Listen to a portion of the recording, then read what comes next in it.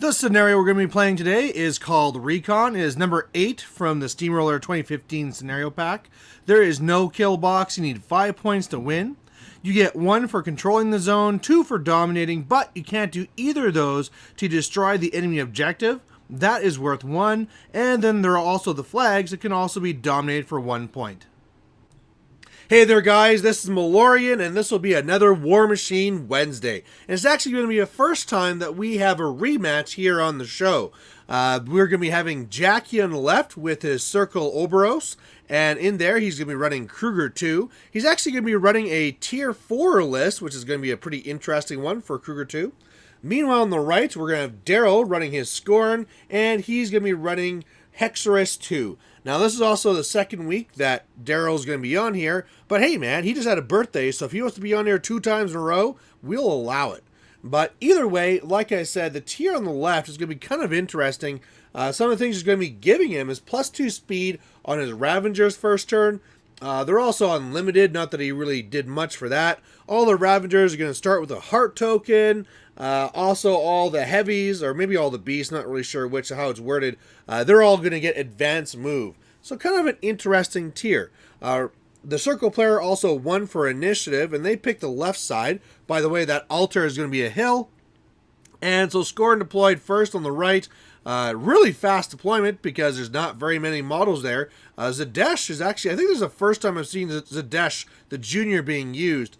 But yeah, he's going to be running the bronze back and also the gladiator. So kind of an interesting match and the way that the list was made. So either way, Scorn 1 going up, and it's going to be a pretty damn fast one. Really, it's just everything rushing on up, and that's going to be really it.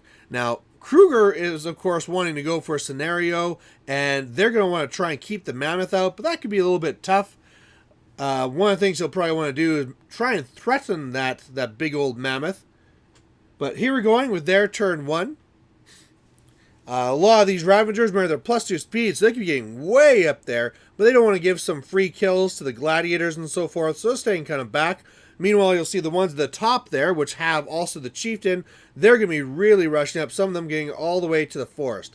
Now, of course, they love forest because they get +2 defense while in there, but after it's all done here, the Stalkers probably could have been a little bit farther up as well when he was going up with Krueger. Krueger cast Stormwall and probably could have TK'd himself up just to get a little bit more out of it, but he did want to keep the 2 transfers just in case. So otherwise, he's running fuel, so his guys can run anywhere they want really for free. But now we're back to Scorn turn 2. So really what it looks like he's going to be after is trying to kill what he can that's in the woods there. Definitely wants to get the mammoth inside the zone, and then otherwise probably be in a good spot so that when he gets feeded on, he won't be really pushed out. Now, of course, that mammoth, that his own objective is going to be a little bit in the way. He's actually using Effigy. But here's going to be doing something here where his Kriya is going to be doing a spray to paralyze these guys. And one of the things I seem to remember from Party Foul is that they said that sprays still auto-miss if you're hitting something that's more than 3 inches into the woods. So even though they paralyze both these Ravengers, I think that it automatically misses the back one, but I'm not totally sure. Otherwise, the Raider shoots the Ravenger that was on the front. The big old elephant is going to move into the zone. It's going to be doing some shots, not really doing crazy damage. He has a miss that scatters, does like 1 point to the Stalker, and he's going to have one that's going to be hitting directly, and then it's going to be doing almost nothing. Again, he was just out of the storm wall because of how Krueger was a little bit further back, but like I said, he did not really pay for it too badly, so it's not too bad. Otherwise, there you can see the Gladiator and the Bronzeback kind of doing their thing. Zadesh moving up. He's going to be putting up Ashen Veil onto the Gladiator. Normally, I've been seeing this going onto a large unit posse or something, but hey, it's not so bad on an elephant either, because hey, if you missed some of those heavy hits, it kind of hurts. But maybe they should have ran into the zone. We'll have to see what happens here. But now we're going to be on to circle turn 2. So this is where he can start scoring. And this is what he's going to be doing here is first going the Ravagers on top. They are going to be issuing a charge. And they also have Hunter. So they can go right through that forest. So he has one that's going on the objective. Other ones are going against the lights at the top. With a corpse token, he's going to get 2 hits here, really. But he leaves the objective on 2. So maybe he should have had 2 of the Ravagers go after the objective. But either way, he has a lot of other stuff that could go after it. Otherwise, he damages up the lights a bit. And now he's going to be trying to figure out what to do with the rest of this. So just buying some attacks up there. And now he's going to be going with the other Ravagers. And now they're going to be able to finish it off. Now, unfortunately, because of this placement, they're going to be kind of in the way of the Stalkers if they want to go after the Mammoth there. But otherwise, he does engage the Bronze back, which is something we really want to check on. Make sure they took away the counter charge. But they do a little bit of damage here. Nothing too crazy, but start damaging these elephants as well. And now that they're tied down, that's going to be, not really a good spot for them. So now he's going to be going with Krueger, trying to get up there into the middle. He's kind of a spot there where he's in the way of the Stalkers, but if he TKs them up, then they'll be just fine. He's going to be popping his feet. So you're going to see everything going back here right away. He does do a TK, but I believe he TKs up the Lure of the Feast. Anyway, here's the feet going, and it pushes back almost everything that wasn't at the very back. A lot of things don't move that far because they're bumping into other things, but they're still -2 speed, which is a pretty big deal. Something else that happened on the top there is, okay, so Krueger did not TK up the Stalkers, and then the Gorax gets in the way of the top one. So he does have a primal Stalker that's charging the Mammoth for free, but it's really just not going to be enough. You really need to get 2 heavies into those Stalkers. And as you can see there, I don't even know if there's room to get the second Stalker just because of where the Ravagers place themselves when they're going after the objective. They really need to be more up and out of the way. So he goes after the Mammoth, does a good respectable amount of damage, but like I said, wasn't enough to finish it off. Pure Blood runs to the top, Stalker runs around as well, and that's going to be pretty much it. Alright, so we're back to score in turn 2. Circle is up 1 control point to nothing. So could have been 3, could have been really bad, but now they have a chance to come back. And clearly they need to just clear out a lot of this stuff. They don't need to really worry about scenario right now. They can just try and clear out what they can. Definitely that 1 Stalker should go down. And otherwise try and kill as many of these Ravagers as well. I mean, they don't really have that high armor. They're only armor 14, I believe it was.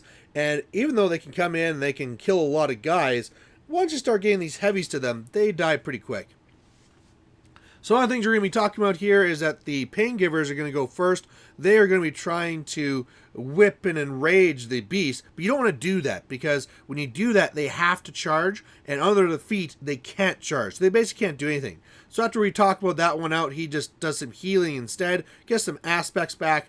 He puts Rush on himself here so he can get up to all these models here. So he's basically touching the Stalker and these Ravagers, and he's going to be beating them all up. The Stalker won't be finished off because, it's hard to hit those things, but he's going to at least kill the 2 Ravagers around him.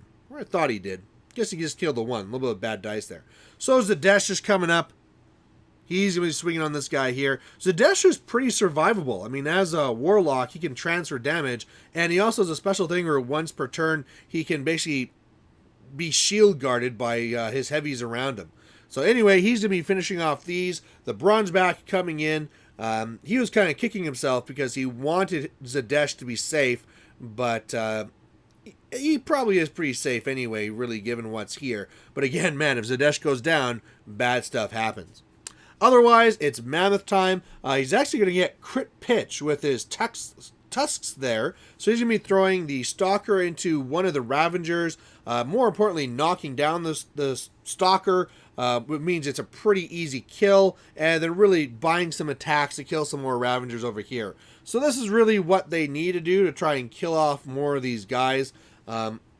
If the Gladiator would have got into the zone as well, that's probably would have been even better. Because, I mean, the Mammoth is probably going to go down this turn. So if you don't want Krueger to dominate, you need something else in there. But he's going to be working to be clearing up his Krea at the top, because the Krea is actually going to be his arc node. And so this is going to be Hexeris' feat turn. After he goes to the spell ward and misses and stuff like that. And now Hexeris is going to be going up, and he is going to be starting to arc through and trying to take out that pure blood at the top. Now, normally that wouldn't be really possible because one of the things they can warp for is spell ward, but you know, sometimes you don't really think it's needed. He didn't warp for it, and so now he is spelling into him. Now, the Krea has eyeless sight, so it doesn't really matter if you're hiding in the woods there, it can still see you. So he's arcing through. He is going to be eventually stealing Fury from the Gorax as well. And then after all the spell stuff goes on, the Pure Blood is going to go down. Now, the Pure Blood, that's another heavy. Now there's really just the Stalker for heavies. And now that it's the Mammoth and the two other heavies, that's a pretty dangerous thing. So we're back on the circle turn 3 here, and it's obvious he's trying to shift up to the top flag. So the Stalker is going to get primaled after the Gorax moved out of the way. It's going to be killing the Mammoth, getting that big guy out of the way. However, he is going to be out of the zone. So that's not so bad, because Krueger, I figured, is going to stay in here and dominate in a corner or something. But it's going to turn out that Krueger is going to be taken off. So he TKs a couple of guys, and then comes over here kind of towards the flag. We kind of talked about the different ways he could be doing it, but he decides just going to fly over here. He wants to again save some transfers just in case. And so he's not in the zone to dominate. He is kind of going towards the flag, but that's really it. The Ravagers doing some attacks at the top, actually killing the Krea, so that's pretty good for them, getting that arc node out of there. Otherwise here, he tries to find a way to be going with the Rotterhorn, but in the end figures it's just not really worth it. So instead he's going to be going after Zadesh. So this was kind of a scary moment here, because if Zadesh goes down, both these heavies kind of go down as well. But unfortunately for him, he doesn't boost. He hopes for the normal rolls to hit him and misses. I mean, it's just 7s to hit, so it's nothing too crazy, but he pretty much misses everything, and then the Scream doesn't do very much damage, so Zadesh is going to be surviving here. Finally, he's going to be going with the Lord of the Feast, who could be controlling the zone, but after thinking about it, he's like, let's go after Hexeris. So he's going to be going after Hexeris here. He actually has no transfers because the Raider is maxed out with Fury. So he's going to go for it, but he's going to get a little bit of damage, but Hexeris is going to survive. So he's going to kill the guys around him. So he killed one Pain Giver, but now we're going to be going back to Scorn's turn. They're going to be reaving this Fury, and yeah, it's still 1 point to nothing. This is something that could have been a lot worse for them, but then again, they're not really in a good spot to be threatening Krueger. You know, they got a heavy there, the Stalker, that they don't really need to worry about, because he's just going to freak out next turn anyway from Primal, but yeah, he just might as well get into the zone. Now, a lot of what he's going to be doing this turn is just going to be kind of swinging against stuff he can't really hurt, because when the Pain Giver goes to heal the Raider at the top, his body still remains out. He had 2 systems out, so he just healed 1. It wasn't really that bad. But otherwise, he's going to be really getting into the zone here. He was hoping to score and dominate, but I had to tell him after, you can't do that because that objective is still alive. Looking at this, he was wondering after the fact whether he could have actually gotten the Gladiator to the objective. Not really sure if he could do that. Let's see, he goes 4, charges 7, can rush himself for 9, and it doesn't really look like that's 9. So either way, he gets into the zone to be a little bit more threatening. Different models moving up. And now we're back to circle turn. I'm like, wow, for the circle player, first of all, it's looking really good for Deathclock for him.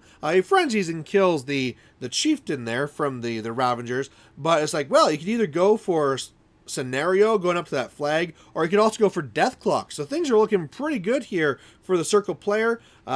He's going to be killing the Raider, though. And then once that happens, Hexeris has no transfer targets. So Krueger comes up here, and he's going to be going for the assassination. Normally, you start that off by TKing around your target, but he goes straight for the shot, hits it, then it's sustained attack, so it's pretty easy. Just shoot, shoot, shoot. Hexeris2 goes down. So, interesting battle. Hopefully you guys enjoyed it. We talked about the things that you could have done on either side, but yeah, you know, sometimes, I mean, if we're talking about the circle player, it all worked out in the end. Still got that assassination. You know, Krueger doesn't need to go for scenario. He can always, you know, go and kill off your heavies and then try and go for the assassination after with his triple shot. And then, yeah, we were talking about after that maybe Zadesh wasn't really worthwhile having. It might have been better having those beasts on Hexeris, so he had more transfer targets. And, of course, there's always the argument that maybe the Mammoth should have been 2 heavies instead. But either way, thanks for watching, and we'll catch you later. Bye.